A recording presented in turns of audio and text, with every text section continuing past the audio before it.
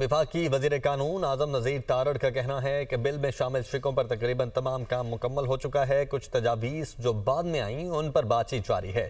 اسلام آباد میں صحافیوں سے گفتگو کرتے ہوئے بولے کہ خیبر پختونخوا صوبے کے نام کی تبدیلی بارے کچھ بات ہوئی ہے۔ ایم کیو ایم اور پارٹی کی تجاویز اب بھی زیر غور ہیں۔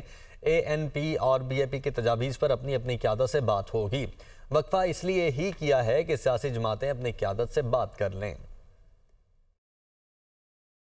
تقریباً جو بل میں شکیں موجود تھی وہ تقریباً سارا کام مکمل ہو گیا ہے۔ ہمیں جو بعد میں ایشوز تھے، کچھ امینڈمنٹس آئی تھی جو تو وزیر اعظم کی امیونٹی کی تھی، وہ تو وڈرا ہو گئی ہیں۔ اب جو بلوچستان عوامی پارٹی کا مدعا تھا کہ ہمیں صوبے کی سیٹوں میں اضافے کے لیے تعاون دیا جائے، ووٹ سارے دیں اور کنسنسس اس پہ ڈیولپ کریں۔